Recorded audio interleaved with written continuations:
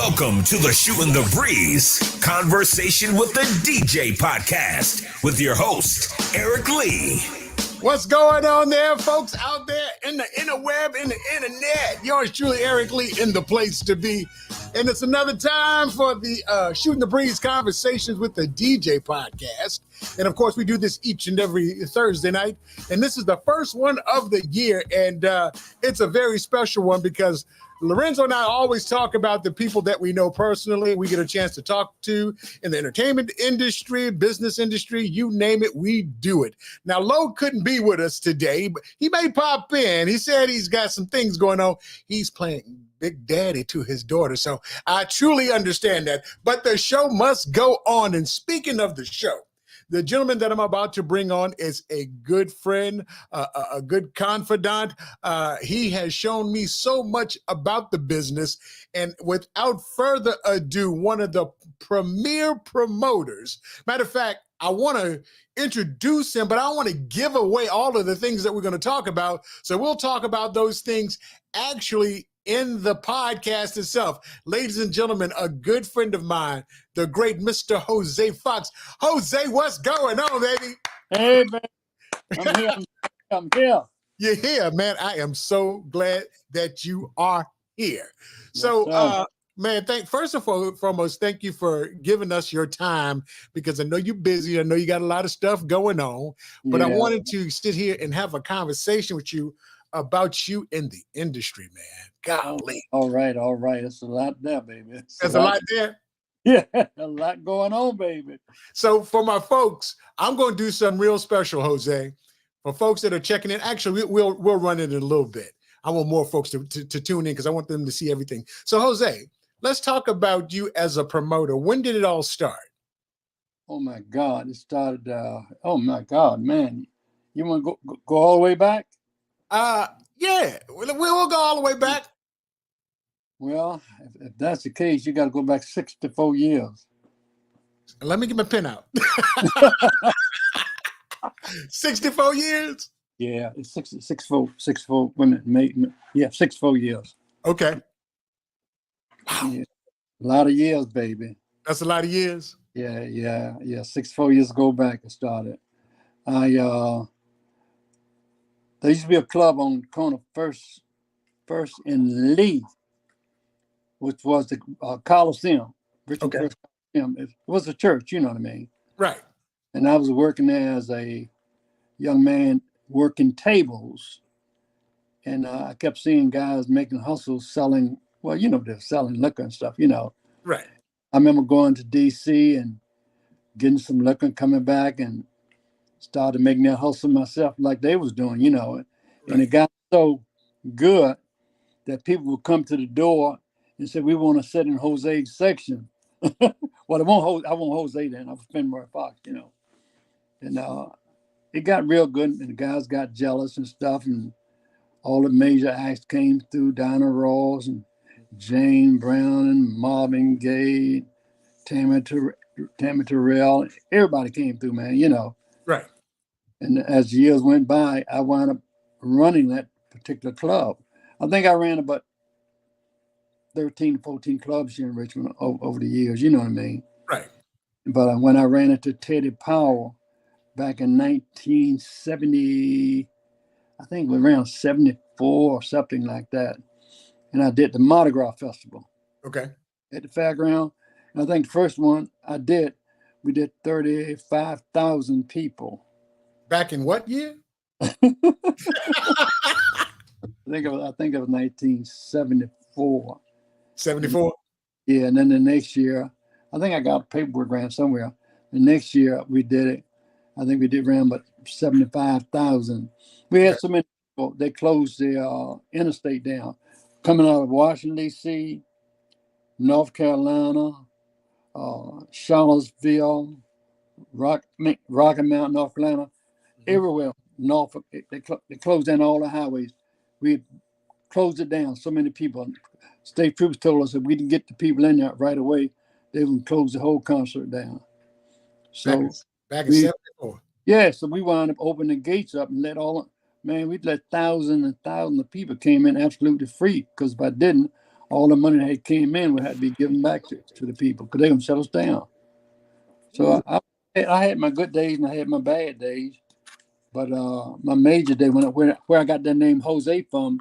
We're not going to talk about that. We're not going to talk about that now. Oh, I tell you what, we're gonna talk about it. Let's talk about it right now. But we're going to let somebody else talk about it. Sit back, relax, Jose. Okay.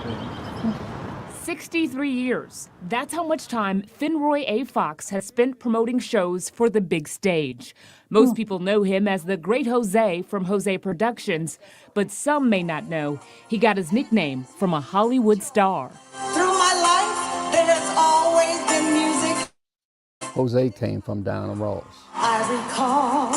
Jose says the life-changing or name-changing moment happened when he was tasked with introducing the singer at a performance in Roanoke. And she looked at me and said, Finroy. She said, not on my stage. And at that time, I had a whole lot of hair. She said, you remind me of my friend Jose. And she said, call him Jose. And that's where Jose came from, down the Ross and the Supremes. Throughout his lengthy career, he's worked with many celebrities, including Janet Jackson, Elvis Presley, Chris Brown, India Arie, James Brown, and even the king of pop. Michael Jackson, Richmond Coliseum. There you go, there you go. Yeah, that's me. Yeah, so that was huge.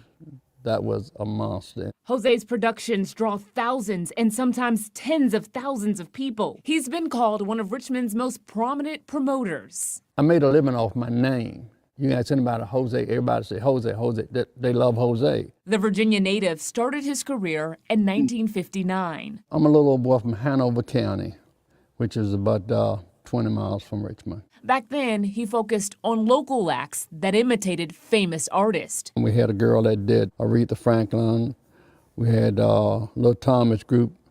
They went all over the country as someone as Temptation. One night, two legends. Because we didn't have the TVs and all that stuff. So they went out on the road and they did everybody and made all kinds of money and made records. I want that baby. His success with advertising and working with talent agents and investors helped him secure larger venues like the Altria Theater for his productions. He earned a proclamation from the mayor of Richmond in 1994 for his contributions to the community. There's a lot of stuff here. Along the way, he married his wife, Beverly. It's been 43 years of doing that team of two. She organized this binder. It's filled with hundreds of concert flyers, references, and accolades. This is probably not all of them, but it's a large quantity of them. It really is a lot of work from beginning to end. It's a lot of work. It's a tough job that brings good times and bad ones. Even if we've lost money, everybody gets paid. That's why I said it gets old. And the thrill of working with celebrities isn't as exciting as you may imagine. Most of the times, I don't get to see the show. Most of the time, I don't get to meet the artist. For me, it is all about that person that paid for that ticket, that they get exactly what they paid for. The couple says they're most thankful for their customers. They've given us this opportunity to live the way that we live. I love them because without them, I would not exist. The job has changed a lot since the 60s, but Jose still enjoys the grind. He loves it, so I allow him to keep doing this, but I think he needs to slow it down. And he has no plans to stop working. I feel good. I feel good. I feel like I'm about 45, 50 years old. He says as long as he's around, Richmond can trust. That's the most important thing, getting people to trust in you. He'll keep bringing the entertainment to town. I love it. I mean, this is my life. And I always tell people, I said, when I stop doing this, I'm gone. Working for you, Candace Burns, CBS 6 News. Great Jose. Boy, So- put tears in my eyes, man. Man, they carry you back a long ways, you know what I mean? It's a lot of memories there, a lot of beautiful things there, you know what I mean? Yeah, man. So we can go back to now. How you got your name again? We already saw it, but so Diana gave you your name. Diana Ross in Roanoke, Virginia. She like Finroy. I work with a band called Stacey Henry and the Majestic, Right. you know, and that's where it came from, baby. And she said she didn't want to go on stage with Fenroy. She wanted you reminded her of Jose. Yeah, but I mean, because I had the jerry curls and all that stuff. You know what I mean? But Fenroy, good. Come on, man, Fenroy. Jesus Christ, who is Fenroy? But Jose took off, baby, all over the whole country. And you've been doing now the piece on the news. The city gave a proclamation. How'd that go down? Well, I was doing things with the girls' club and the boys' club. I was having so many young groups out. You know what I mean? And then I had so many young people that was working for me. At all my events and stuff, I would hire them to help clean up the places and fairgrounds and stuff. So I did a lot of stuff for the kids in the city of Richmond. And that's, and then I was bringing good shows to Richmond. Mm-hmm. And Red Fox and all those people, man, come on. I just did it all. And so, I'd observed it, that I don't know, because we had a guy by the name of Frank Ware. We had Jimmy Winston. I mean, Alan Knight. I mean, go back a long way, baby. David Cooper. All these guys, man, so, and right today, I'm the only one this year. Well, I mean, Jose, what the good books say, 70 years for most men, 80 if you're truly blessed. True. You got that blessing dropped on you, brother. well, yeah. I mean, I always try to tell people. I say, apparently God got something for me. I say, because I'm still here. You're still here. Yeah, I am still here, and I'm still doing gospel concerts, doing R&B concerts. So something's happening out there, and I must be doing something right, because I still got my mind intact, my heart is strong, and I go out there and put out flyers for 8 hours straight, and I'm still here. You know what I mean? Can I be as boisterous to ask how old you are? Sure, you can. How old are you, Jose? About 85. 85, and you still doing it. Ladies and gentlemen, Jose Fox, 85 years old, still putting out flyers because you still love to do it. Now, it's not like you got to. We know that. I know that. I love it. Ain't nothing. It's not. Listen, when you make your living off of doing something, you got to love it. And I made my living off putting out flyers. It started with, I guess that first one, that Michael Jackson tour. I went all over the whole country putting out flyers. And when we did the show, you couldn't, like I said, that's one where we did that 70-some thousand people at, man, So it was a wonder, I did some beautiful things, Well, we're going to talk about that. But first, I want to let everybody know, if you're checking this out, feel free to drop a comment on the line. Do that. If you're on Facebook, hit the thumbs up button for us. If you're on YouTube, make sure you hit the subscription button as well as a notification, because we do this each and every Thursday night. Let's get back to Michael Jackson, the biggest entertainer that ever was. Come on, now. Before I get to that, I just want to kind of put things in perspective, because people that watch the show, and Lorenzo and I talk about, being there at the beginning of hip hop and watching it grow to 50 years. And we feel, and it's so cool to be in a space where we had an opportunity to interact and hang out and get to know some of the biggest artists of all time as we were coming up in the music industry, like Dre and Snoop and Jay and Latifah and things of that nature. But you ran with the boss, Diana Ross. Yeah. Frankie Beverly, Marvin Gaye. Patty LaBelle. Your story bigger than mine, brother. Your story way bigger than mine. Yeah, I did. A lot of people don't even know that back in the days that August Moon. Yeah. Rest in peace, Mr. Moon. Yeah, he actually managed Patty LaBelle for a little while. Really? Yeah, people don't know that. Yeah. I didn't know that. Yeah, he was a man. Yeah, August Moon. I never will forget it. I used to work for August Moon at his record shop on 2nd Street. Okay. We just be right next door to the. Oh, thought I lost you. You still there, Jose? I'm here, baby. Okay, good stuff.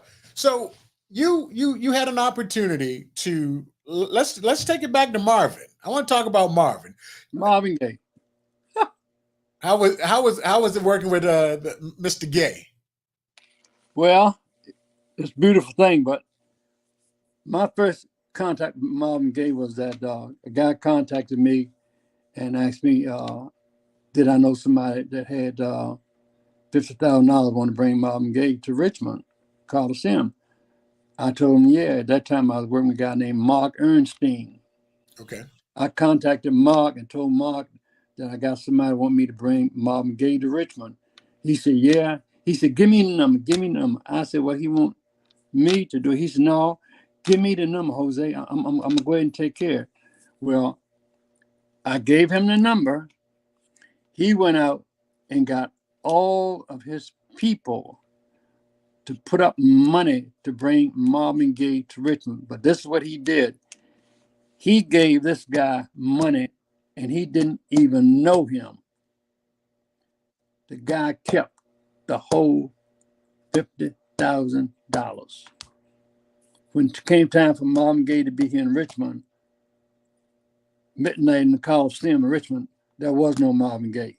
So he took the 50,000 and ran. He kept the $50,000 and ran. So what happened? The Coliseum had to contact Marvin Gaye in D.C.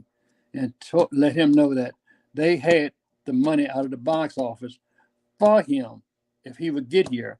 And they put Marvin Gaye on a plane in D.C. and flew him here to Richmond. And I think Marvin Gaye may went on stage around 1:30 in the morning. Really? And the Coliseum was jam-packed. People didn't go home. Waiting for Marvin. Waiting for Marvin. So, I mean, but like I told him, but he got so excited about Marvin Gaye, he wanted to do it. And he messed up all those people money. And he was a young Jew boy. And he in the Jewish community, right. He messed up. They put him out.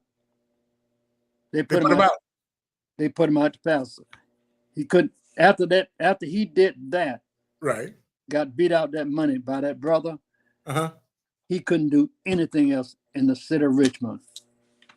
After $50,000. That's right. Lost that money. Wait a minute, I think we did do one more show. Yeah, he after losing all that money. Because I think we still went and did the festival up at the what was City Stadium. The Blossom, what was it? Blossom Festival? What was that? Now, $50,000 is a lot today. Guy kept all the money, man. Kept it all. Now, $50,000 is a lot today. You're talking $50,000 in the 70s. That's right. Lord have mercy. That's right. Good gracious. So, I mean, it should have been some flower bringing and slow singing. Man, he took $50,000. He cried like a baby, man. Okay. He cried, and all them people was there, and he don't give that money up. And Marvin said, I'm not coming. I ain't got no money. He said, but Mom said, I don't know what you're talking about. So I ain't got a dime. Saying nobody gave me no money. Because we'll get the money to you if you come here. We give you the cash money. So of course you've been promoting for years. Is that one of the worst stories you had? What were some of the craziest things you've seen in the promotion? That I've seen? That you've seen. The Mardi Gras Festival or riot? Well, no. That we had the big riot at City Stadium too now. You had two riots. Yeah, we had two riots, yeah. But that one at City Stadium was the biggest one of all. I mean, it's a lot to talk about if you talk about it, because what's happening. Can I talk about it? Can I say it? Yeah. This. All right, here we go. Here's a young black man. Here's a young Jew man working together. Right. The city of Richmond. Right. And it's in the newspaper. They got together and didn't want us to do this concert. Okay. This concert sold out. The day of the concert, people at the concert enjoying themselves, right? Who's performing? Everybody. Oh, okay. They had one day for white, one day for black. Okay. And the black day was my day. Parliament Funkadelic had everybody on it. Okay. The city of Richmond Police Department, they took every police officer they had, put them on school buses, brought them up to City Stadium, and parked them in the back of the stadium. Okay. They took a black officer, sent him in the stadium, sent him up the top of the stadium where this young boy was smoking a reefer. He snatched this young guy and started pulling him down those metal steps in front of all those white people. Ooh. And they went crazy on him. They ran him out of there. Okay. They ran him out of there in less than 15 minutes. The stormtroopers came in there and was hitting everybody. And he asked no question. This in the 70s. Hey, they came and started beating everybody. And that was on your Tore it day. up. Tore it. You pull up on the internet. You can pull it up right now. It's there. And George Clinton was on that show. Huh? Parliament Funkadelic, George Clinton on that show. Oh no, that's the one I had. They wouldn't. The one I had for that Sunday, they wouldn't even let go. So the Saturday concert had the riot, and they were like, "You're not even gonna do Sunday." They wouldn't let me do Sunday. How much money you had to give back that day? Good gracious! Every dime. Man. Yeah, so I had some bad dates. I mean, and the one out at the fairground, that was a 2-day festival. 2 or 3-day festival I had out there, and everything was beautiful. And the chief came and told the head man at the fairground and said, "Hey, everything is beautiful. Y'all ain't had no problem. 2 days I'm gonna let half my staff go." He called in and told the people, "I'm gonna let half y'all go." They got pissed off. Said, "All this money this so and so making, and you gonna let us go?" They jumped in their car, man, started doing whirlybirds, and one cop took his car, ran to the back of the fairground, that back gate back there. Okay. The back gate was locked. He got out of his car and took his pistol and shot. Pow! When he did that, all those people in that back started running to the front. They didn't hear anything, and then they stopped, right? Then he turned around because the lock didn't come off and shot again. Pow, pow. Man, those people ran into the stage, and their bodies took and bent to melt on the stage just like it was a piece of paper. Trying to get away. Yes, sir. Man. All that's in the newspaper, too. Now, those were a couple of bad joints that happened, but you had more good than bad. Hey, they were bad jobs, Yeah. And so I've had good times and I've had bad times, but the bad times I didn't do it. Someone else made it happen. Okay. And although when someone told us what happened, the chief told me if I was to tell anybody what went on back in those days, I could never come back to the fairground again. And this was in the 70s. Yeah, so I had to shut down and didn't say anything. Yeah. Man, boy, you are Black history, my brother. Hey, you can look on your phone and bring that up too. Yeah. Right? Shout out to a couple of friends of mine. My man Sean. What's up, Sean? Thanks for shouting me out. Karen, thanks for shouting me out. I'm here with the great Jose, longtime promoter. Is that Karen Hicks? No, Hicks pops in every time. Karen went to school. This is Karen Baker. She went to school with me when I was in high school and college. But Hicks jumps on from time to time. So, we'll catch Hicks every blue moon. Okay, that's a beautiful thing then, baby. So we talked about Marvin. Frankie, you did Frankie Beverly and Mays. Patty calls you out when she had the show. Yeah, that's my How many times have you played Patty? About 7 times. Okay, all right. Yeah, about 7. Now, out of all of the artists, who's the ones that you had the best relationship with? Oh, Jesus Christ. The best?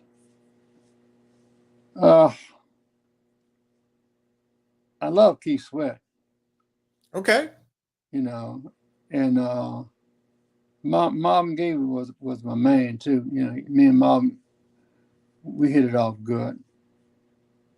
And me and Luther Vandross was good. Okay. Until I got caught up in one of his shows, and people thought it was my show at the Altria Theater, and he wanted everything in his dressing room pulled out and brand new stuff put in. He wanted the bathroom, the sinks, and the toilet, everything pulled out and bringing brand new ones. And say he wasn't gonna go on unless they put it in there, and they ain't had no plumbing company to bring it in there, so he wouldn't go on. So all Luther? people, yeah, so that sellout show that was outside, the guys want to beat me because they thought it was my show. Right. And I went in with a ticket just like they was. And God told me, God saved me, man. God said, hey, this ain't Jose show, man. So this man sitting there in the line just like we are, and got a ticket for him and his wife. You know what I mean? But they were gonna turn me up out there behind that crap, man. That's a dangerous game. Yeah. Hey. I mean, and see, but they didn't know nobody but Jose. Right. That's all Right. I know. You were the biggest promoter around. Everybody knew you. So that's the only person they knew. Jose. If the show was good, I got credit for it. If it was bad, I got credit for it because that was all they knew. Yeah. So, okay, I got a question from my a good friend, Karen. She's asking you a question. She said, "How do you view today's artist requests versus the 60 and 70 artists that you had?" Today they're a little more dangerous. You know. Hey, I believe that. Yeah, today the artists are dangerous. I mean, and everybody wants to be seen. Everybody wants to be heard, and everybody wants to outdo the other person. They're not worrying about working with you. It's a thing of working against you because I want to shine. I want to be in the limelight, and I'm not going to help you become big because I want to stay ahead of you. So it's just a big difference. They don't work together like they did in the older days. Mm. In the older days. You said in the older days they used to stick together. Oh yeah. I mean, because people was traveling on buses then, you know. Right. When you had a tour, everybody might have to come down. You may have 5 groups on that one bus, and they always go on 2nd Street to the Exit Hotel. Right. And that's where they have to stay at. Let's speak since we're gonna go back a little bit. Soul Brother #1. Oh, James Brown. yeah. Now, You work with James Brown and Michael Jackson? Good gracious. How is James? Now, James, first time I met James came from North Carolina, and he was performing at Night Lane on the corner of 2nd and Marshall. Alan Knight had him. They didn't pay the man, and the man had to be in New York City to do engagement up there. They didn't pay James? No. Alan Knight ran with the money. Yeah, that's okay. We got 2 stories when they ran away with the money. Yeah, Alan Knight, he ran with the money. But so in the 60s and the 70s, you had to worry about people running away with the money. Yeah, they run with the money in a minute. Well, this is the whole thing. There was no TV. They didn't know who the acts were. Okay. Everybody know everybody now because it's all over TV. Back in those days, the guys were being Temptation and Marvin Gaye, and I had one girl here in Richmond but doing who she did, Aretha Franklin. I mean, all that stuff, man.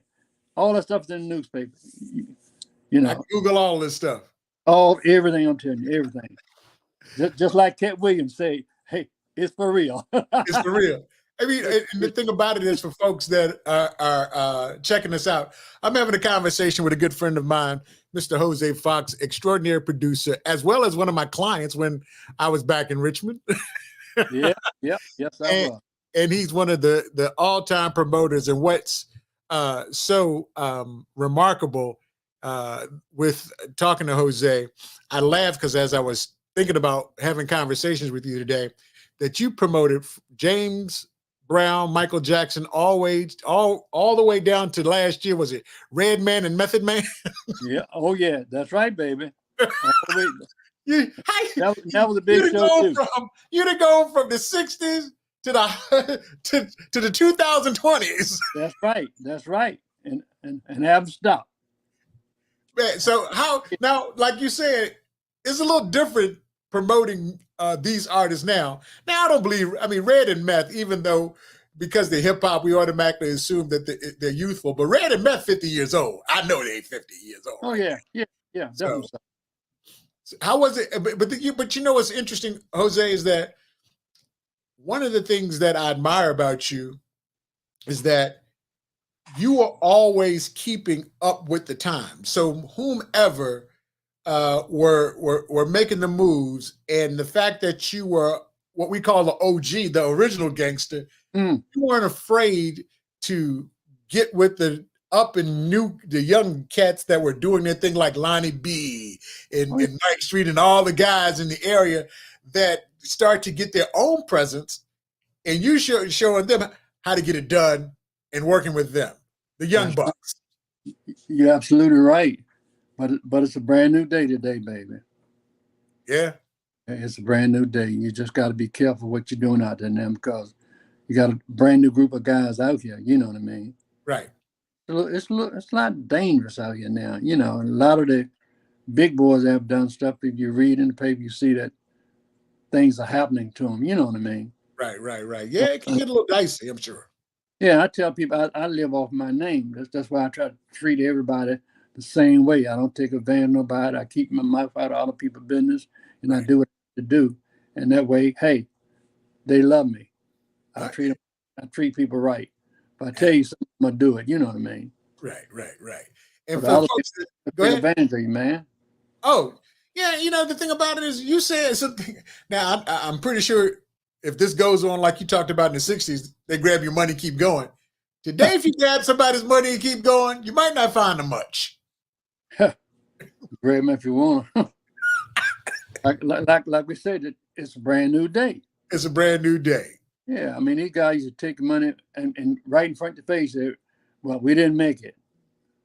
You know, and that, why they didn't tear the whole house down, I don't know. But you had some guy who would beat up on you out there. You know, some didn't. You know, Right.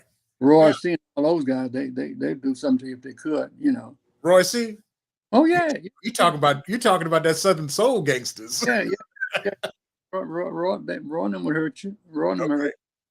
No, we all been out on the road together and seen things that happen. You know what I mean? But most of the time, even back in the older days, these guys had guys traveling with them. Right. They had their own bodyguards. They had the muscle. Yeah, they had them. God knows they did. You know, but I'm quite sure a lot of people got put in big kegs. But yeah, I'm serious. It's a big kegs. Yeah, but you didn't hear a lot about it. Right. Today you would hear about it. Back then, you put somebody in a keg, put some concrete in it, and drop it. Hey, it's gone. Right. You know, so and so's missing. Oh, really? Huh, okay. That's it. That's bad. it. Oh, bad. Yeah, you put your mouth in somebody else's business, boy. Come on, man. Oh yeah. Man, one thing I do is learn from my OG, Jose. Yeah, you sure. And I mean, radio station guys. But back in the old days, everybody was making money. Right. You know, but it wasn't all that. Not that I know, but all that payoff like they do now. You know what I mean? Right. But that did come in. Well, came into place. You know what I mean? Right. I get it. And even right today, somebody wants something done. If you put money in the right hand, you get any kind of record play and blow it. You know. Well, I'm not telling the truth or not. That's the way it is. Yeah, I mean, look, since the radio signal came out, somebody was getting paid for it. Yeah, I know there's certain things you can't say and you cannot acknowledge, but hey, life is a mother. Folks, I'm here with my OG, the great Jose, one of the premier promoters from back in the 60s. And then the thing about it is, we're not just talking about, hey, he promoted in the 60s. The guy still promotes right now in the 2000s. He already talked about it. He's 85 years old, still doing it. Still doing it. Ain't about to stop neither. Ain't nobody going to stop you. Look, if you're checking us out, definitely hit us on Facebook. Drop a comment in the comment section. Matter of fact, hey, Daphne, I call her Nisi out of Orlando, Florida. Good evening, everyone. Thank you for checking in, Miss Daphne. And a special shout out. We got to go up to Michigan. Thank you, Jackie. She told me my beard looked good on me, Jose. Yeah. Well, I'm a man. I can't tell you look good, but you're all right. They call me. Look, hey. They call me Papa Smurf at work the other day. I almost lost it. Say, hey man, nobody Papa. Well, It's a nice cut. It's a nice cut. Well, actually, I've been doing a little acting. I had to actually put this on for a role I had to audition for. So But I Really? like it, so I just kept it. Yeah, I liked it, so I just kept it. I'm thinking of come and bring my playback out, man. Lord, when I keep choosing the wrong man, I'm thinking of bringing that playback out. Lord, why I keep choosing the wrong man? Why don't you Yeah. go ahead and bring it back? I mean, I'm pretty sure there's some women out here that know that story like it's the back of their hand. Well, I'm definitely thinking of bringing it back out because we was on the road 8 years, man. I know, I remember. Yeah. Same guy that got Cat Williams now is the one that messed my thing up, Brian Alden. Oh, yeah. North Yeah, American. yeah. North American Entertainment messed me up. Now because what's happening, we didn't have major acts in that play. All was local. Okay. And it was a family thing, it was a spiritual family thing.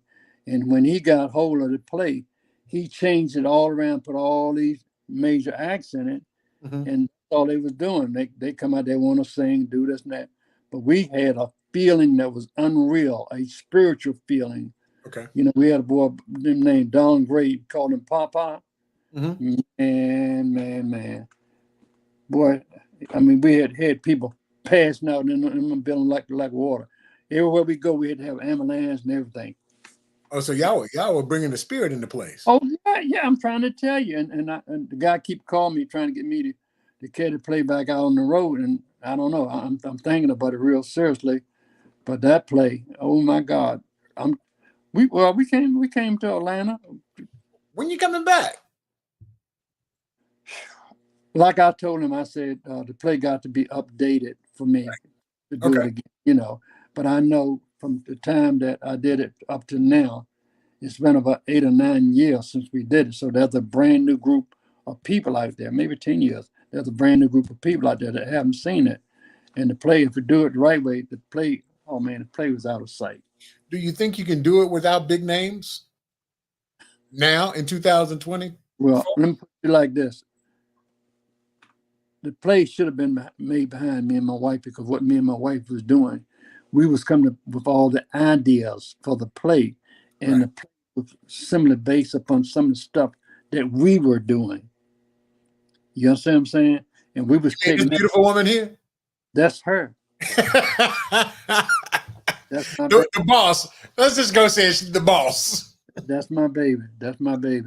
But I'm gonna do it. I'm gonna do it, Eric. Okay. I might want to give it to your radio station and do it down there. And we'll do it. We'll definitely, man. We do plays all the time. And I tell you what, I'll put up all the money. If it don't make no money, I tell y'all keep it all. That's how I feel about it. Because when I do it, I'm gonna do it right. I know you are. John Cox said hello. Big John Cox. He said hello today. All right. Yeah, that's a big dude. Yeah. I'm looking for some guys right now because I got that Southern Soul show, and I'm trying to figure out if I want to go indoors or outdoors with it. And if I go outdoors, I don't need no money. I just need somebody with money got sense enough to work with me and watch our money. Right. Because I can't be in two places at one time, and you can't trust nobody. Jose, I got a couple of fellas. We'll go there and watch your money. Well, hey, we got some fellas. I got some boys that they about their business. They're not gonna mess up. I love you like Big Papa, so I ain't taking your money because I know you're gonna. No, I know. But can I say something? It's different when you got people that invest in something. Oh yeah. When you invest in something, you're gonna make sure that things go right. You know what I mean? Absolutely. I try to tell people. Say, well, I do this. I said, no, I don't need your money. Right. I need your knowledge if you got any. Right. You can invest, but if you ain't got no knowledge to help me out, then I don't need you. I don't need you. Yeah. And I know that people down there where you at, there's a lot of people down there who know what's going on. You know what I mean? I deal with a lot of promoters. I've been fortunate enough that I've dealt with some guys with a lot of high integrity. So yeah. There's a couple of guys you were like, you ain't gonna last long in this business. Well, I wanted to bring Stephanie and Jeffrey Osborne down there, but I don't know, man. We'll find a place. We got a place for them. We just don't want to take them over to the Fox because you're gonna spend all your money there. Fox took all. The last time I did the play, all your money. that Fox took all the money. Yeah. I don't know why people go in there. I mean, it's a nice place. It's a dinner spot. It's a date spot. People will pop up at the Fox. So, and speaking of, let's. I mean, you did concert promotions, but I'm gonna tell it all, Jose. I'm Go gonna ahead. tell it all Go for it. because it was a show for women only. Don't turn your head now, bro. Go ahead. I just said it. It What's was a show for women only. Oh my God. Show for women only. The show for women only. Come here, Beverly. Uh-oh. Yeah. Oh, it's about to get interesting now. Yeah, if I can get her to come in. Come in, Belle. Miss Beverly. She said she ain't coming. She's not coming. No, So she we're gonna just- talk about the show for women only. And for folks that aren't, in the know from the Central Virginia area, have you done the show for women only in other cities? No, I know. That's in Richmond? I just stay right here in Richmond. So the show for women only, for the folks that are checking this out, That's was they would promote an all-male review. right, baby. And how many women we would stick up in that place? Which one? I had The one in Mechanicsville, the spot we had in Mechanicsville. oh wow, I mean around 2000. About 2,000 women. 2,000 women. Yeah. And the boys coming out of DC was about 10 of them, 15 of them? But 12 of them, yeah. About 12 of them. Now I would have people, because at that time I was on the air. Yeah. Women would call, can you give me some tickets for the show for women only? I mean, we had the Texas Outlaw, the Artist, man, them Chocolate Man, Yeah. It was the all-male review. all male review. All-male review. And Yeah. I swear. Uh-oh. My man said the show place. It was at the show place. What was that show place? It was at the show place. And I remember you telling me, he's like, man, you better stop. I ain't going up in there. You said, I remember you said, yeah, you better come up in here. And I hosted one of those shows. And I said, okay, I see why I need to be up in here. Go ahead, boy. I think I got 2 relationships out of stepping into one of those places. Well, nothing like it. Tell you that much. Oh, they were grabbing on me like I was gonna dance. I was like, no, I'm just the host. Welcome. Yeah, but you was a man up there with all them women. I was a man up in there, and I was like, ooh, this is. Yeah. They got that. Yeah, man. How many times you did that show? Oh my God. I guess I don't know. Tell my wife stopped me. I guess around 30 sometimes. You still doing it? No. She come on, let me do it. Well, but I'm going to do it. She don't want me to do it no more. 2,000 women in one place, man. I swear. I remember telling my boy CJ about it. I said, man, I can't get you in there. I'm sorry. Yeah. I can't get you in there. So you A lot promoted. of people, they got the show. Somebody trying to put on a male show coming up real soon here in Richmond, but it's not the kind of show I put on. Right. They all putting on a show, and me putting on a show something totally different. Cause Absolutely. absolutely. Now, Jose, you promoted, from the biggest acts. I mean, I'm sorry. What we call them? Legendary. James Brown was legendary. Michael Jackson was legendary. Mm-hmm. Who haven't you promoted that you was like, man, I never had a chance to play them? Well, I mean, Jesus Christ, I did Earth, Wind and Fire, Jerry Butler, Nat King Cole. I mean, You had Nat King Cole? come on, man. Red Fox, Natalie Cole. I mean, I don't know. I don't know. I guess if you're 85 years old and you've been promoting since the 50s, you probably had everybody. I mean, I don't know who I haven't promoted. I mean, because at one time, I was the only person at the booking agent out of New York and California was calling. Okay. And so I did just about everybody that I know of. The only problem I got back in the days when I was doing it, you weren't making no real money because they weren't charging. It was man charging $5, $7, $10, stuff like that. They won't charge no money. My girl, now I know you've done it, but my girl Karen is asking the question. She says, "How about Parliament? How many times have you had George, man?" Funkadelic. You can go on the internet and bring it up too. The last time I did the Parliament, I think we did. Bill, how many people we did down on now? About 18,000. What? This is at Browns Island? Yeah. On Browns Island, okay. Yeah, you can do 18,000 down there. Yeah, you can bring it up. You can bring it up. It was a monster show. Okay. I just looked at it.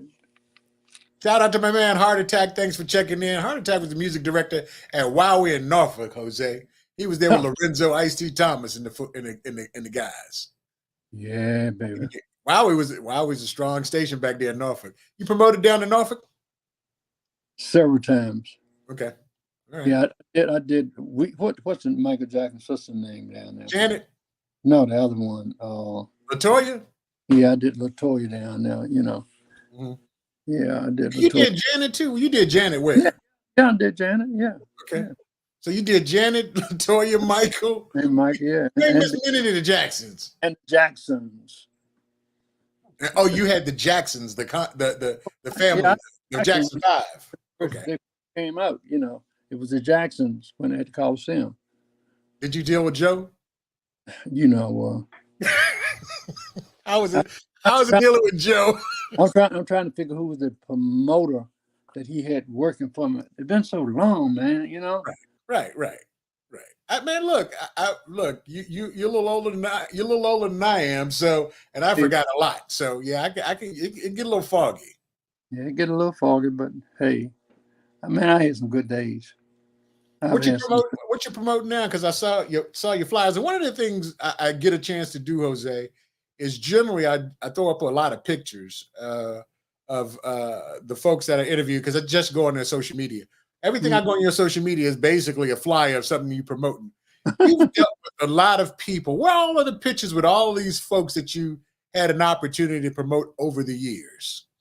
I can get the wife some to you. Yeah, I'm gonna have to get them, so we got to throw them up there. I do have one picture that I'm like, I remember having. I was like, I remember when we did this. Jose don't even realize I probably have it. I'm gonna probably get cussed out because she's a good friend of mine, and she will. If she sees this, she can be like, "I'll be you put that picture." Who's that? What is it? Wait a minute. Hold on. You know who that is? No. Myra J. Huh? Remember we did the Tom Jordan morning show? Yeah. With Kiss? That was you and Myra J. Because we were doing the whole voter registration thing. I was like, Jose, I found that picture. I got a bunch of pictures from back in the day that I was like, yeah, that was Myra J. And Myra's a good friend of mine. So, wow, from the Tom Jordan Morning Show. Tom Jordan Morning Show, ain't that something? Yeah, back in the day. Back in the day concerts. Yeah, because we used to get up in the morning. He used to do the whole show at the. I think we did it over at the mosque. I think it was called the mosque. Yeah, the mosque. Now they called the All Trail Theater. Do y'all do any older but goodie shows down there in Atlanta? Mm-hmm. Yep, absolutely. Really? Yeah, they do them. Mm-hmm. Yeah, there's still a lot of folks that of the age. What would be a good show down? Talk to me. Can you get is Gerald Austin still performing? Yep. All right, Gerald Austin. Put Gerald Austin out there. Of course, you already said Jeffrey Osborne. Yeah. Your boy Lionel comes all the time. Lionel Richie come now? Richie comes down here, man, cleans up because he has a huge, general market following as well as a huge urban following. So, 1 minute, baby. You got this is live. This is how we get down. You're checking us out on Shooting the Breeze Conversations with the DJ. I'm with my man Hosea Fox. He's a super promoter in the Richmond, Virginia area. He's promoted from James Brown to Michael Jackson, Janet Jackson to the Jacksons, Redman, Method Man, you name it, Patti LaBelle, Aretha Franklin. How is it like working with the Queen, brother? Oh my God. I can tell she was a diva. Nobody like it. Well, she a little overboard sometimes, Okay. I mean, yeah. I've money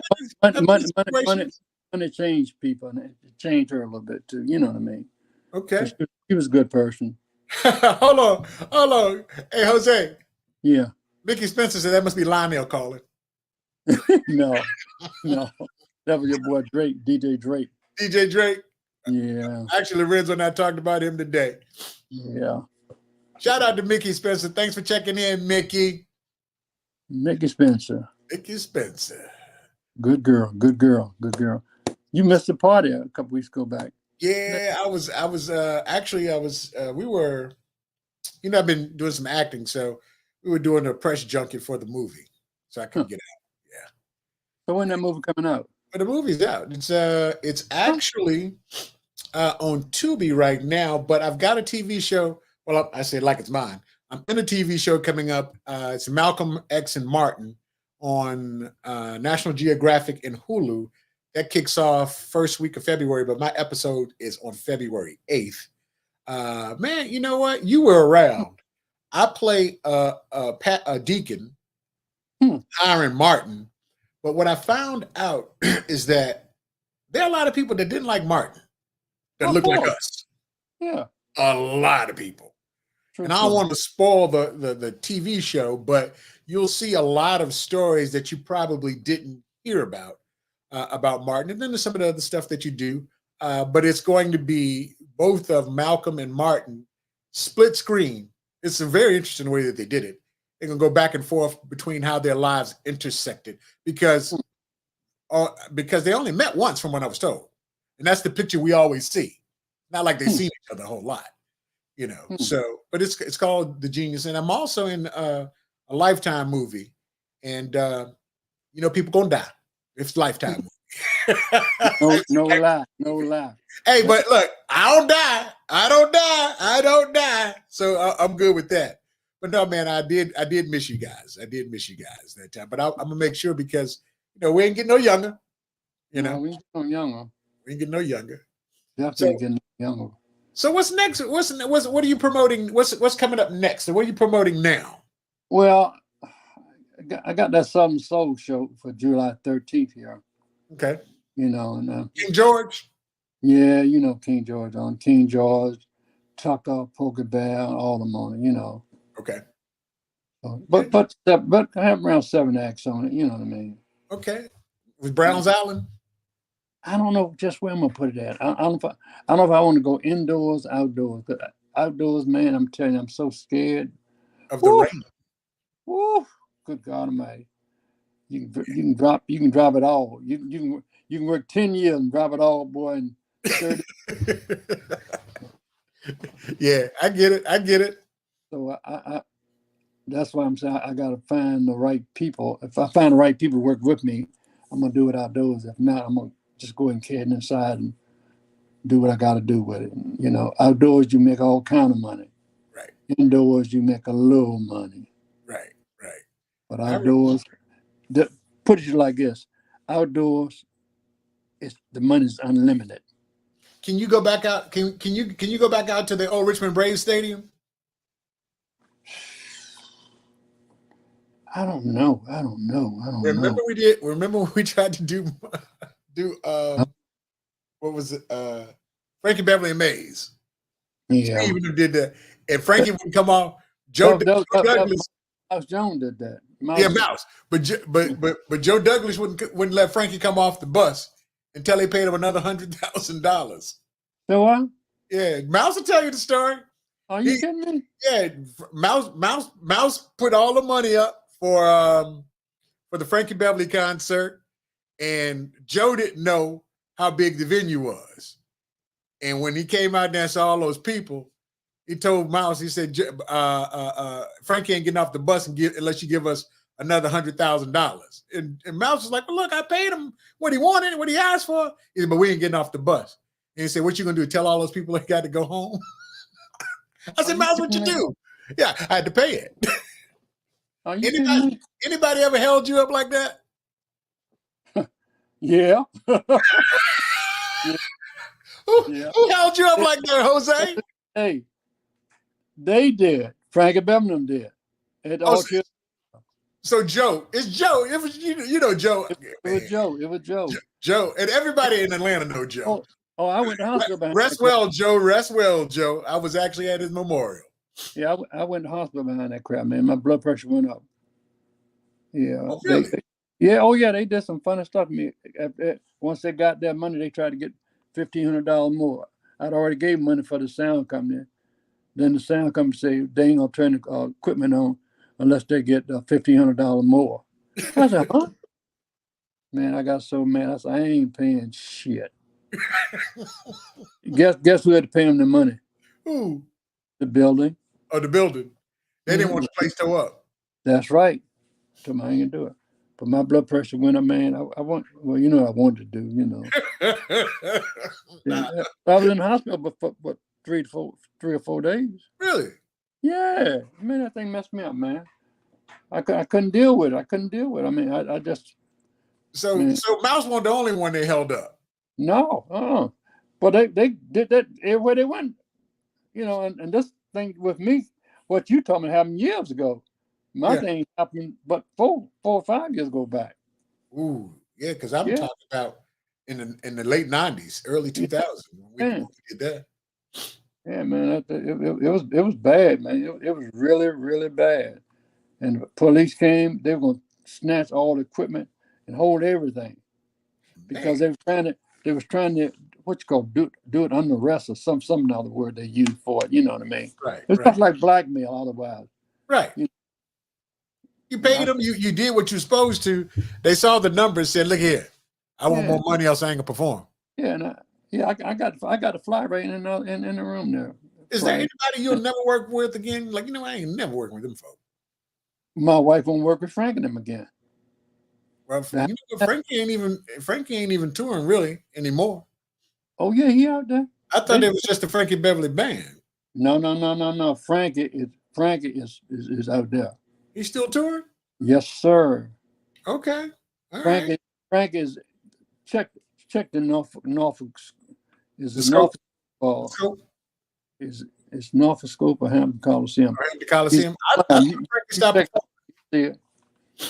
it. They had the date scheduled and they canceled it and moved it to the last of January 26th or 27th, something like that. Okay.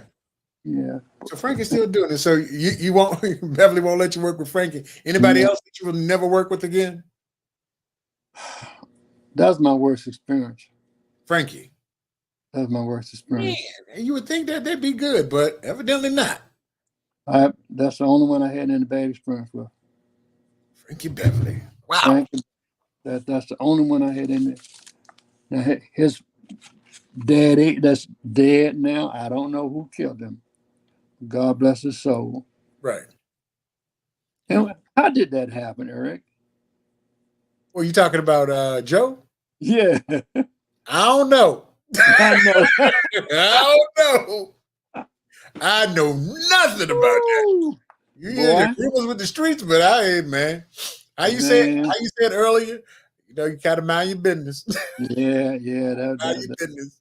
Gotta mind your business on that one. So man. yeah, it was crazy. It was crazy. Now, some of the things that I remember back in the day, didn't you have promoted with some little boys? Immature? Oh, Jackson Ward 5. Okay. I had Jackson Ward 5, Okay. like the Jackson 5, and I had the Jackson Ward because they were from Jackson Ward. And listen, killing them. Killing them. They were killing them. Wow. All kind of people offering all kind of money for them. Okay. Guess what happened? What happened? People started talking to the mama. Oh yeah. You know you got to get to the parents. She started listening and got greedy. Told me It messed it up for everybody. she gonna take over management. You know what I told her? Mhm. Go for it. I walked away. Right. And from this day to that, guess what happened? Never heard from Because it wasn't them, it was me. Okay. I had all the knowledge. I was doing everything. It wasn't them, it was me. Right. Without me, they was nothing. Right. You know. But she thought that, hey, that this guy coming in gonna do this, and he gonna do it. You know how people make all these promises, Right. but it just didn't go that way. Shout out to Lafayette Moran. She said, "Good to see us both. Good to see you too." You're checking us out, feel free to hit us up at the text line. We are live with Hosea Fox, world-renowned legendary. I mean, when you talk about James Brown to Michael Jackson to all the Jacksons to, Frankie Beverly and Mays, Luther Vandross. Did you ever promote Anita Baker? I think I did Anita one time. Okay. At the Altria Theater. Okay. Now Anita was good, but it was a little slow. No, it's Coliseum. Right. But she was just a little slow to, and I don't know. I don't know. What's next for you? You're 85 years young. You're still promoting. And I know you ain't gonna ever stop promoting. No. I want Earth, Wind, and Fire. Okay. And I don't know if the powers that be will allow me to get Earth, Wind, and Fire. I'm a brother. They're brothers, so I should not have any problem. But it don't go that way. I take management as the hue of the management ain't the same as the hue as the two of us. Well, no, the booking agency, they just got certain people that they deal with. I would say that certain group of people that they deal with. Yeah. Okay. We on the back burner. Okay, so you're talking about like the Yeah. North American type of folks, North American There folks. you go. Don't make how much money you got. Right. There's just certain acts you can't get. I mean, that's just the way it is. I mean, it shouldn't be that way though. I mean, because we all promoters, we all trying to make money, but you cannot, I don't care who you are, you cannot get a major white act. You can't get it. As a black promoter? As a black promoter. You cannot get it. So if you wanted to go with Michael McDonald, can you forget? Can't touch him. Now, Michael, he ain't that, he's not. He if you wanted to go with, let's just say we wanted to do a Blue Eyed Soul concert. We do Hall & Oates, we do Average White Band, and we do Michael McDonald. Can you get all, and we call it the Blue Eyed Soul Tour. I don't think you can get that together. Can't get it together? No. That'd be a hell of a show. You just gave me a hell of a the Blue Eyed Soul Tour, baby. Hey, hold on. Mickey said, you said that's why you took him to Innsbruck. And she said, take him to Innsbruck. Yeah, well, Innsbruck doesn't exist anymore. But okay. that would make money here. The Blue Eyed Soul Tour. That would make money. That was free, baby. That's free, baby. Yeah, that make money here, DC, Philadelphia, New York City. But ain't no soul brother gonna take and make money with it. Because certain places you ain't gonna be able to get up in with it. Not even with the AWB and Tower of Power and Hall & Oates and Michael McDonald. Well, the reason why I said you're not gonna do it because somebody big gonna come along and snatch it from you. Oh yeah. AEG gonna get you once you. Yeah. Now you say it. That's what I'm saying. Yeah. You gotta get it. You gotta make your money quick. You better. You better make it quick because they're gonna come in and snatch you up and pay them way more than you're gonna pay them. That's right, baby. Yeah. I've seen that happen way too much. Yeah. So I mean, they don't care how much money you got, and don't try to go out and get a contract now. Woo. They tear that up on you. You ain't get no contract at all. Yeah, tear that up on you anyway. No, you ain't get no contract. I would love to do a major country show. Yeah, okay. Major country show. That would be a beautiful thing. So you couldn't get Garth Brooks, is what you're saying. Let me tell you something. You can offer Garth Brooks $1 million right now. He's not running with you. Show you. If you tell me all I want you for 15, 20 minutes, you ain't gonna get him. Yeah, because they contracted with Live Nation. He contracted Live Nation, and on top of that, he does his own shows. Oh yeah. He don't need no promoter. It's Garth Brooks. He put his stuff up. He gone. Yeah, Cat Williams said the same thing. He doesn't use a promoter. He can put himself up. But Well, he went with your boy though, so. well, when I heard that he said it, then but I ain't gonna say. So with all the Cat Williams hype, are you doing any comedy? Nope. You thinking about doing it? They ain't doing cat. You know you ain't getting Cat right now. I mean, who got cat? Yeah, I Brian know Hall you got get Cat. Brian got Cat. So cat. Brian got cat. okay, I mean, now he may say, well, Brian is promoting for him, right. so you can't say it's not his because we don't know, Right. But, I mean, they put up 35 shows, what was yesterday, whatever, 35 shows. And he hot as fish grease right now, so. Hey, man, come on, man. and that's what I'm saying. It doesn't make them how much money you got. Somebody else got more and got the contact. If you ain't got that contact, it don't make no difference, Eric. Right. And Okay. if I put this show back together, if my wife would let me, because she think I'm too old to go back out on the road, you know what I mean? Hold on, you talking about the play? Yeah. Otherwise, you need some of your own. Right. You're making other people money, But if you got your own show, then people got to come to you. To see you, yeah. Going to them. And with Lord, why I keep choosing the wrong man, hey, I can do my own thing, and people have to come to me. But in order to do that, I got to lock the play down. And when you lock that play down, it costs money to do that. All right. Well, let me know what you want to do with it, man. If you do it again, are you looking like I think I asked you before? I'm gonna do it again. Would you look to audition some B and C actors that people know, the Vivica Foxes of the world, or any of those folks to be a part of it, so you have a name when you hit the airways with it? I don't know, because I know things have changed. Because the last time I did it, I saw the name of the play. Lord, why do I keep choosing the wrong? Right. And the women was knocking the doors down. Well, if it ain't broke, brother, don't fix it. You know what I mean? But it don't hurt to have a couple good looking guys in your play, because women. What's going on? Women come out. You said what's going on? Yeah, Beverly. Watch this, Beverly. Come here, baby. She going around the corner again.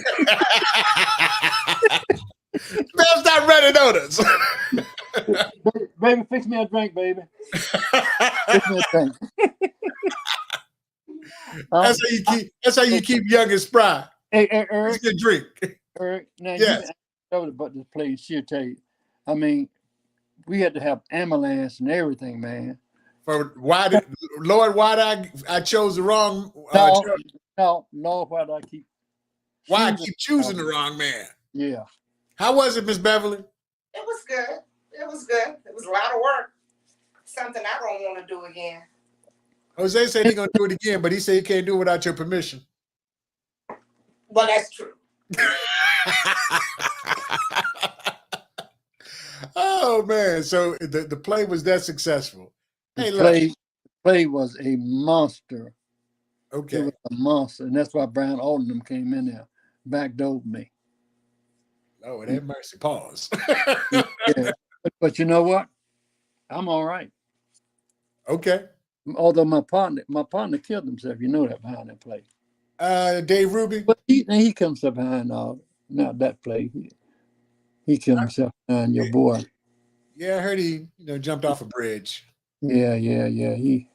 How can a man got $25 million and jump off a bridge and kill himself? Yep, I remember. You understand what I'm saying? How do you do that? Yeah.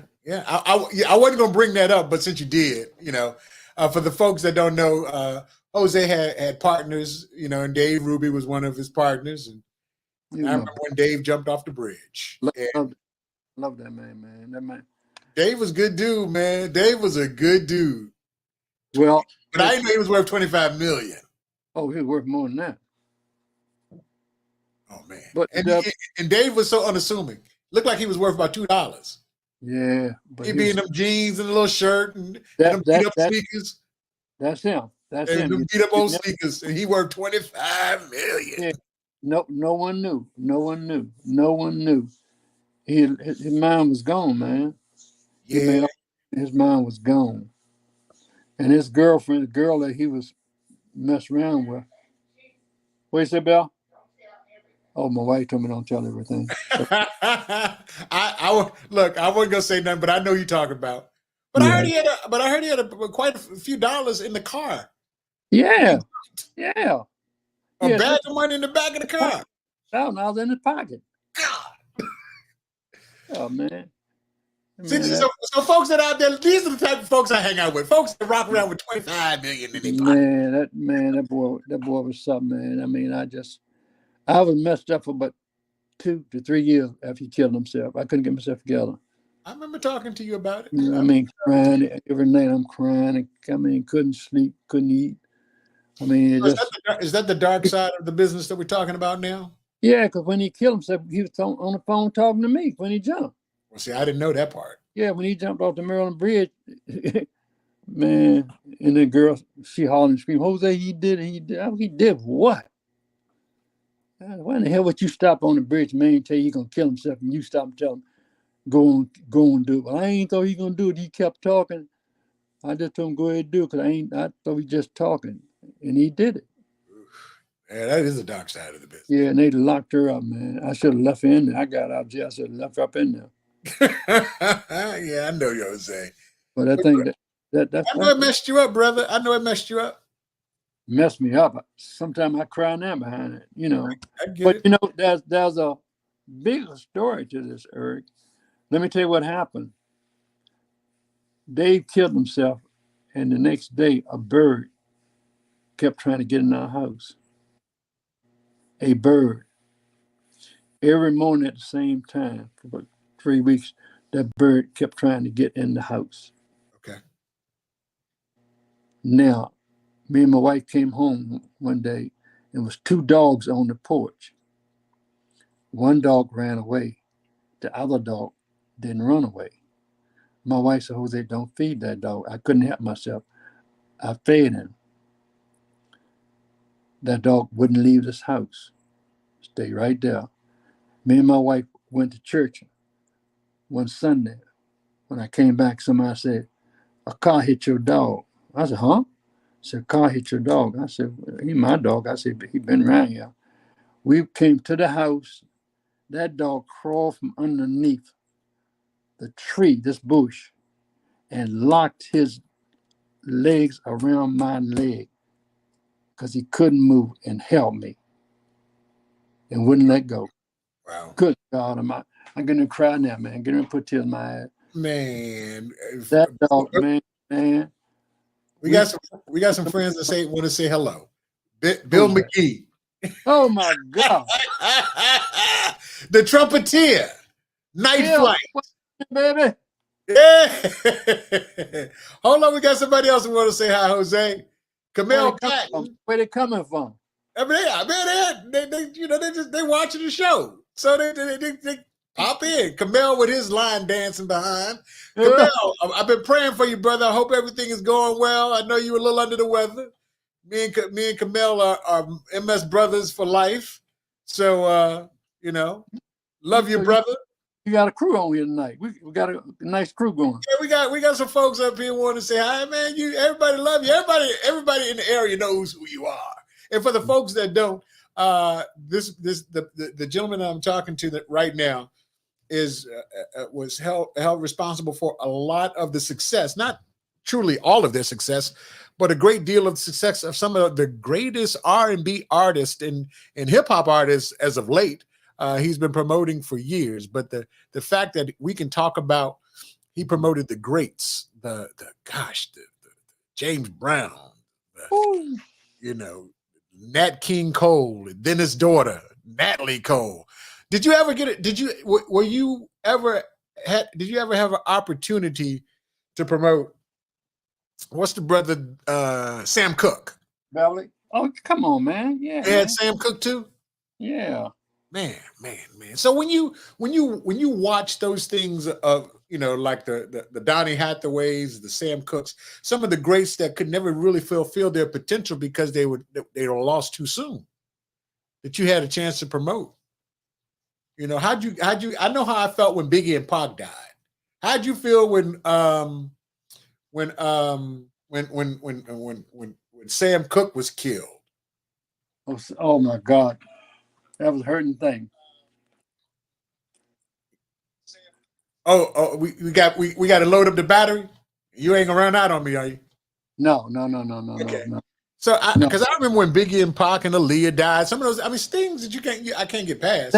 Sam Cooke got killed. It was an unbelievable event because what they said happened, no one wanted to believe that it happened that way. Right. You know, well, it was true or not, I can't say, you know what I mean? But it's many people cried, boy. Many people cried. Right. Yeah. Camille just shouted out your wife. Huh? Camille Patton just shouted out your wife, Mr. Lion Dancer. Shout out my wife. Yeah. Hold on, Beverly from the radio station. She's like, "Hey, Jose." Hey. Beverly! Look, Beverly in here playing too. I see it. Yeah, you got them calling your name today. Yeah. We got folks in here now. We got folks in here. So everybody catching up, huh? Everybody catching up. All right. So, yeah, so I mean, I know how that affected us, and those are certain artists that I will always remember. Are there any artists that when you think about the fact that you were part of their careers when they passed away, man, they're going too soon. I saw so much out of them, I could never believe that something would happen to them. Well, I mean, we all got to go. Yeah, we all got to go. Yeah, some of us just leave a little too soon. Right. And some of the things that happen to a lot of people out there, man, the guys, one time guys used to put their hands on the women. Right. It made them feel big or whatever, you know what I mean? Right. They did a lot of damage to a lot of women. And then a lot of guys, people did damage to them, you know what I mean? So right. You never know what happened to people, but things happen, you know what I mean? Right. And I always try to keep my hand to myself. Yeah, I keep my hand to myself because. Yeah, but and your wife ain't wanting to deal with that too, because I know she'd kill you. No, well, hey. What happened to Jose? Man, raise his hand once too many. One time and that was it. Sometimes it's paid to keep your hand to yourself. You know what I mean? Yeah. So, did you ever deal with Ike and Tina? Oh my God! At the call, First and Clay, First and Clay. I was there the night that he hit that woman, man. Ooh. I'm trying to figure who she was talking to. She was talking to somebody. Backstage, and that Mousy, that man hit that woman and knocked her flat, man. So all of those stories were true. Oh my God! What you see? It makes sense. And the guys at the building, they was ready to take him out. I believe that. They was gonna fix him, man. I mean, he hit her. It sounded like a drum. Boom. Down she went. So she didn't. She wasn't gonna perform. She told people. She said, I don't feel too good, but I'm not gonna disappoint y'all. And she put on a hell of a show, man. But some kind of way, not too long after, she fixed his ass. She fixed him. Because people kept asking, people like, why you let him do that to you? Why? What'd you do? And the guy that she was speaking to, he was gonna take your boy out. Okay. He said, the lady haven't did anything, and you hit her. Man, it got rough. It got rough. Nikki said something that I want to ask you too. When is the book coming out? Which book? Your book. Well, I got some here. My wife got some here. I got half of it already ready. It's been done. Lady wanted to do she wanted to do something. I don't know, screenplay or something like that. I told her I wasn't for it. You know what I mean? What we gonna name it? Shit, baby. For Well, those that don't know, one Jose, one thing. that's his calling line. Shit, baby. Yeah, there's a musical real shit there to be put out there. I tell you that. Yeah, that's it. What's the name of it? It's called Shit, baby. Yeah, because me and you just talking about some of this shit, but there's a Yeah. hell of a lot more. So Bill just said, talk about how you put Joe Jefferson on with John Houston. Oh my God, come on, man. Come on, man. Don't want to go back those days. Okay, all right. It's like I said. Hey, Bill, you can talk to him about it when you catch him. Hey, it's just so much. It's just so much. You know what I mean? You try to. Yeah, I mean, you've got 64 years. I mean, we can't condense it all in an hour and a half or so. But I just wanted to get a chance to let you talk about what was going on, and because look, one of the things that you can talk to is firsthand experience with some of the people that they're doing documentaries on now, and some of the greats. I mean, you've been with you were there, True. and was that your concert when one of the superstars relieved themselves on the side of the stage because they were too high to hold their water? No, I don't think it was mine. No. Okay, no. it was at the mosque. Okay, I ain't gonna call it. It was at the mosque because I thought it was yours. He didn't do it in the building, did he? That was a she. Say what? It was a she that she didn't. No, She went on the side. She went in the wing, relieved herself, and went back out there and sang some more. Come on, man. Yeah, I thought that was one of your concerts. You got to figure out whose concert that was then. I don't know about that one. How many years ago? Oh man, that was early 90s. Early 90s. Hey, God Almighty. Okay, so we won't talk about that one since that's No, not leave that one alone. Oh, John Cox said he still does personal protection just in case you need that, just in case you need the fire. If you need that smoke to come along with you. John still looks like he could twist up a pretzel, twist the man. I see him on Facebook. I was like, that dude's still working out and doing martial arts. I was like, I know who to call when I become big. When I be big. Hey, John, come with me. They go like, who's the dude rolling with you? Hey, just don't get too close, and you won't have to find out. Yeah, he still got it going on, huh? Yeah, John looked like he'll snap you in half. The cool thing about John is just like cats that you would expect. Ain't gonna say a lot. Ain't gonna be doing a lot of talking. Ain't gonna be doing a lot of woofing. Oh, John ain't gonna do a lot of talking. But he will twist. I can tell you. I bet you he could twist you up. I hear that. Good God, it looked like it twist you up. John always been a good dude, man, and very personable. But I know he probably twist you up. You catch him wrong. Well, Eric, the guy that's doing all the talking, that's the guy you don't want to deal with. I know. Well, Eric, if I put this play together, I'm gonna want to contact you, man. I'm serious. Okay, yeah, we can definitely give me a shout. Give me a shout, man. DJ Cool did the show. He shouted you out. Oh, really? Yeah, DJ Cool did our show. He shouted you out. Of course, Steve Branch did the show. Yeah, we had a couple of folks from Richmond Cool just went platinum. So he's talking about doing it. Matter of fact, Fat Tommy, he called Fat Tommy and told him, he said, we need to get Jose, put him on tour, because he just would let me clear my throat. Yeah. He just hit a million. He just a million records sold. He just hit a million records sold. Yeah.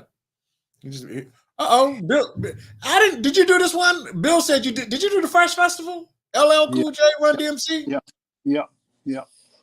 50 years of hip hop. You were there too when it started. A long time ago. Yeah. Bill, and I couldn't have did without Bill. He bought my axe from Norfolk, Hampton, or whatever, up here to Richmond, man. Okay. Yeah, he was bringing him here. Yeah, so man. He made that concert. Without him, it couldn't have been done. Yeah, so I mean, when you put together the play, I am more than happy to help you out with anything coming down here in Atlanta. I know the landscape pretty good, so I know exactly where to. I'm definitely gonna put it together, and it's gonna work too. I'm sure. It'll work, man. Brother Jose, thank you for taking the time. I ain't gonna hold you up. Hey, baby. I want to thank you, man, because you're very helpful and instrumental in my career when I was in Richmond, and man, it was a blast. Baby. It was a Well, blast. hey, we always been close, man, and And what more can I? It's sometimes people for real, and sometimes people not for real, and we always been for real. When have you talked to Ben Miles? I haven't talked to Ben in a minute. And I wish I would have got a chance because I talked to Irvin every blue moon. I catch Irvin every blue moon, and I would catch Larry before he passed. But I haven't seen Ben in a while. I haven't talked to Ben in a while. Ben Miles, if you out there listen, call in, man. Don't be like this. Yeah. If Ben ain't on social media, man. If Ben Miles got a social media page, I'd be shocked. Yeah, I'm quite sure he should have one. Okay, all right. Well, I ain't never seen it. Because he can't afford it, I'll tell you that much. Yeah. Hold on, Sam. Camille said, I remember in the early 80s at his cousin's restaurant. I saw Ben a couple of weeks ago. Yeah, your cousin had a restaurant, Jose? Anderson Grill. Yeah, I told you that. Yeah. Oh, that's right. Yeah, big was number one. That's right, baby. We together, baby. Go there. Okay. Yeah, Ben still got coins after that sale, I'm sure. Yeah, he got coins. I'm sure he got a couple of coins. Well, the station going for sale again. CDX, Power, and Kiss. Yep. So Radio 1 selling it? I think so. Oh, you got it. When you get a chance, go congratulate Mike Street. He was just named vice president of urban programming for Odyssey. Are you kidding me? I work for Odyssey, so I got the wire came down today, so I texted him. I said, because he and for the folks out there play fantasy football, Mike's in my fantasy football league, so I was like, I hope you do have better decisions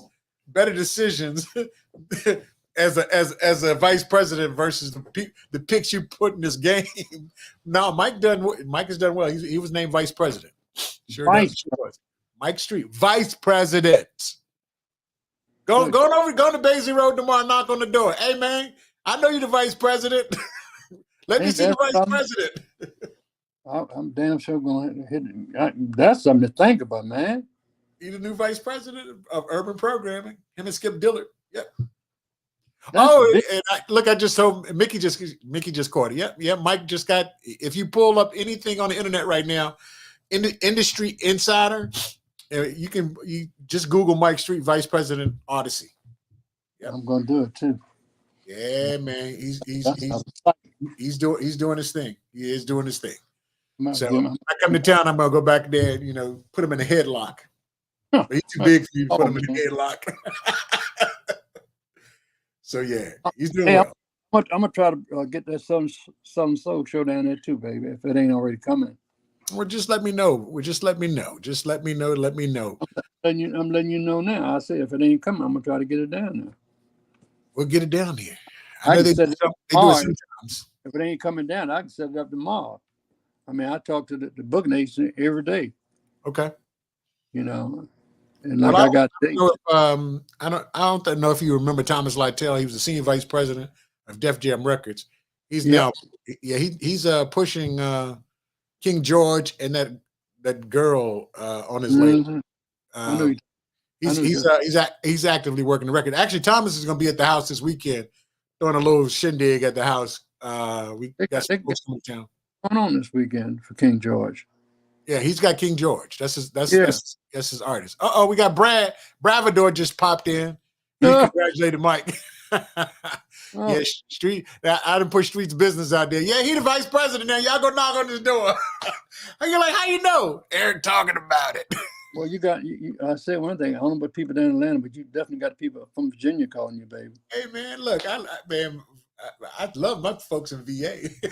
Man, I'm proud they love you too, baby. And Bravador said, "Hey, baby." Yeah. Hey, it's a great. Hey, listen, it's a beautiful thing when your people acknowledge you, man. Man, I love my folk. I just hope that all of us can get together and do something. We all need to get together and go to Las Vegas somewhere together, man. Hey, don't threaten me with a good time. I'm telling you, man, we should do it. A boat cruise or something, you know what I mean? Well, Annabelle Lee gone, so. Yeah, well, hey. And the spirit of Norfolk caught on fire. It. And look at the spirit of Norfolk caught on fire, so. Ain't that something? All our boats gone. Yeah. We definitely, I'm saying we definitely need to appreciate it, Brad. Go ahead. Go ahead. I was just speaking to Brad. How Brad doing? Yeah. Why chocolate chip ain't gave call, man? What's his problem? I don't know what Chip is. Especially, and my boy from Rich. I said, oh, John, my boy John. Hey, Jose, the brother that I'm speaking to right now, John Williams. When you come to town about whatever you do it, this John got his finger on the pulse of Atlanta with anything promotions. Young brother, he was man. I watched this guy grow.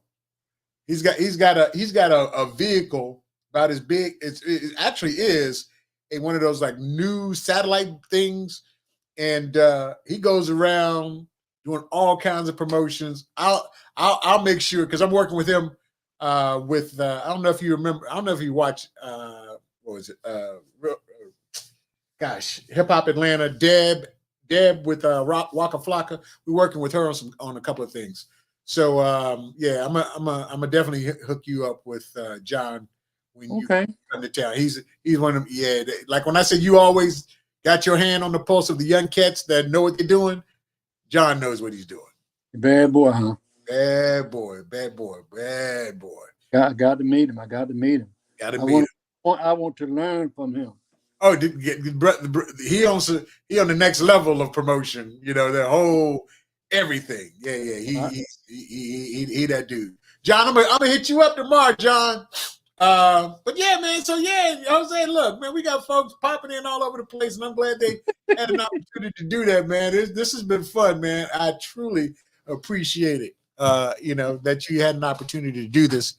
And we do this every Thursday, man. You know, I try to give my folks that I know, people in the industry, and you are quite the industry insider, and you have stories that, I just got to sit back and listen to because I wasn't there when Sam Cooke was around. I wasn't there, with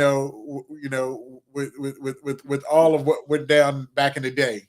Yeah, so much. The Marvin Gaye's of the world promoting him, and the Motown and the Temps and the Fortune, the Red Foxes and all that stuff. Did you have Rudy Ray Moore way down in the jungle? Yeah. Dolomite. I mean, some good stuff was out there, man. Yeah. Good stuff. Well, I ain't gonna hold you up, brother. I'm gonna put you in the green room. Stick around for a second. I'm gonna close the show down, but you stick around in the green room for a second because I want to chat with you just a look for a couple of more seconds. And my dog is about to jump up in my lap because hey, Jose, yeah, this thing right here. You always in it. Look, what you doing, man? So you gonna look at me? You gonna look at me? Look there. There you go. Right there. He's kissing you. A big dog, man. That's a big dog. That's on the problem. All right, man. All right, good. I'm good, dude. I'm good. Yeah.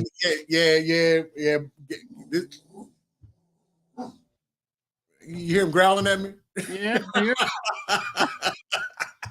Love that boy. Love that dog to death. Jose, hold on for a second. Ladies and gentlemen, that was my man Hosea Fox, extraordinary promoter, a good friend of mine. Don't forget, we do this each and every Thursday. I get a chance to talk to people in the music industry, the entertainment industry, you name it. We do it all the time. So want you to join us next week. If you get an opportunity, go ahead to Facebook and hit the like button. If you're on YouTube, make sure you hit the subscription button as well as a notification because that thing will ring you every time we do this, and we do it each and every Thursday. And of course, my man Lorenzo I. Thomas is my partner in crime, my brother from another mother, my VSU brother, my radio brother. I love you, my brother. And of course, we'll be doing this again next week. So make sure you check us out. In the meantime, in between time, y'all be good. I got to get out of here. Special shout out to Miami Sports Music for having us on the platform, 10,000 followers strong. We be back in a minute.